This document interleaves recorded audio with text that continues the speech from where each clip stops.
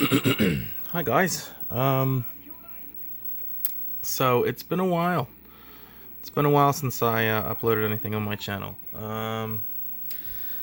Between it's been before Christmas. I have two sons, so between Christmas shopping for my sons and this whole COVID-19 coronavirus thing going on, kind of haven't spent too much money. This is this is the extent of my purchases over 5 months. A lot of it's wrestling, so if you don't like wrestling, I do apologize. But we'll get into it, yeah. So, first of all, we have the Great American Bash '89, and this is considered one of the best Great American Bashes. A lot of the Great American Bashes took place in Baltimore. You can tell. I mean, obviously with the writing, you can tell it's a Japanese tape. But I mean, look at the. The Great Muta's on there twice. You know, he's front and center on this. But I've always been a WCW guy. Not that I dislike the WWF or anything. I've always enjoyed the WCW for how good and bad they are. The highs and the lows from the late 80s really to its death in 2001.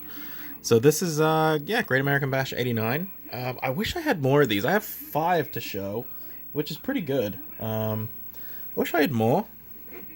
I'd love to collect. I really do enjoy collecting these. I have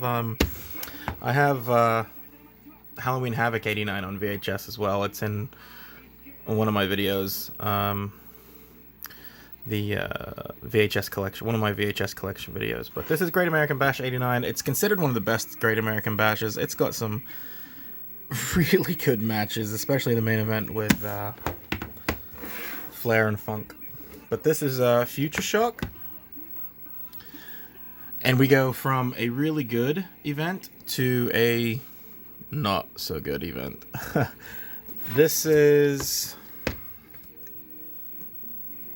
I believe this is the one with the tag team tournament. And, you can have your wrestlers wrestle 1 match or 2 matches, but I think some teams wrestled 4. And that's asking a lot of your talent. But, yeah, Future Shock '89, Starcade '89. These are really great. These are narrated. These have Japanese commentators. There's no English commentators. I don't know. I grew up as a WCW guy. When we moved to the States, I discovered WCW first over the WWF, and I was just always loyal to it. So, yeah. Collision Course 90. This one's, Look, more Japanese talent right on the cover. This one again, it's not fantastic. Ooh, look how young Eric Bischoff is. And Magnum TA. Oh god, this is when they pull names. Oh, this is I have on Battle Bowl '91. We'll get to that in a second. Terrible. Yeah. Luger and Hansen was a really good match. I mean, every pay-per-view has its ups and downs. I'm not like a wrestling reviewer. I'm not gonna go match by match and critique these. I enjoy them for what they are. All of these but one have really good spines, which is really rare. We have the first Super Brawl. I would love to get Super Brawl 2, because I think that's the best Super Brawl. But Super Brawl 1 from '91. This is a really good pay-per-view. It starts poorly, and the quality kind of works its way up through the card. It gets better and better as the pay-per-view goes on, and that's really all you can ask for in a wrestling pay-per-view. But Oh god, that El Elegante versus Sid Vicious match was dreadful, which is a shame because I'm a big Sid Vicious fan. But we have that, and then lastly, this is empty, so that's what's in now. Good stuff. Anyway, Starcade Battle Bowl, the Lethal Lottery, 91. These are edited down to about 2 hours, I think. Again, there's Jushin Liger, another Japanese talent, dead center on the cover of a Japanese tape. Not really surprising, but this one's fun for all the wrong. This one's so bad it's good. This one has some quality matches, but this one has some duds. But the duds are really fun. I don't know. I'm nostalgic for it. So if someone would watch it and say it's terrible, I really can't defend it. But this is where they pull the lottery numbers at random and put together teams that normally don't go together and things like that. So, which, of course that's kayfabe, but but it's interesting. So it's I've always enjoyed this pay-per-view. Let's see if we can. Yeah, 120. See, there's 120. The Japanese tapes usually try to cut these down to 2 hours, which is fair. They usually don't have any interviews. They usually cut the interviews out, and this is the faded spine, which is a shame. All the other spines are in really good condition, but this one's really faded. So, okay, that's enough of the wrestling. I only have 3 more tapes. It hasn't been a very good 4 or 5 months. I haven't really spent much money. Yeah, hard times, weird times. But this is Class of Nukem High 2, which I'm really, really happy to get for a decent price. Years ago, I started collecting Japanese tapes because I'm a big Troma fan, and I bought the Toxic Avenger movies and Troma's War and stuff like that, and I got the original Nukem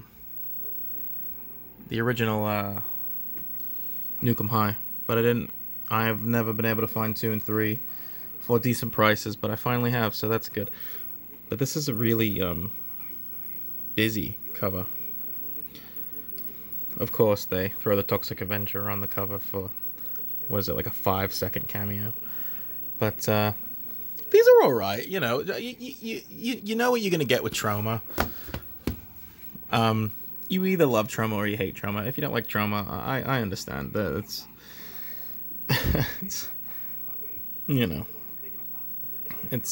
I'm not gonna defend Troma. If you hate Troma, I'm not gonna get upset and angry with it. So, and this is pretty much the best scene in the film. When that destroys the power plant. So, an okay spine. You're always gonna get fading on Japanese spines. And then we have Nukem High 3, Class of Nukem High 3. Easy for me to say. This one's weird. This one's storyline. The twins. One's good. One's evil. They join forces. They're not really twins. It's just one actor playing 2 characters. It's really, it's Troma. It's what do you expect? So a pretty cool cover. Nothing too crazy. I don't know. Like I said, you love Troma or you hate Troma. Oh, the glowing hand. Yeah, that's a big that's a plot line in the film. Yeah, nothing fantastic. I figured, I don't have much to show, but I figured I'd better throw a video up here. Just, I have to. And then this is different. This is a spaghetti western. This is one of my favorite spaghetti westerns, Django. You might recognize Django from the name Django from Django Unchained if you're not really familiar with spaghetti westerns, a Tarantino movie. But Not a lot of people know that I really like spaghetti westerns. I don't really like American westerns. I find American westerns dull, and boring. But spaghetti westerns, of course, they're like exploitation movies, pretty much. So they off the wall, crazy. But Franco Nero, I think I've talked about him in a prior video. I think he's one of the best Italian actors ever. This is one of the. It's just a cardboard case. It's before, the clamshell cases in Japan. But it's Django. What can you say? I would recommend, if you've never seen it, or if you don't know much about spaghetti westerns, I'd recommend it. And if you do know anything about spaghetti westerns, then you'll know about Django. One of the better ones. Probably one of the better ones outside of the Clint Eastwood movies. But just a tab there. That's how it opens up. Nothing special. Red label. But yeah, that's it really. Thanks for listening to me ramble on. Okay guys, take care.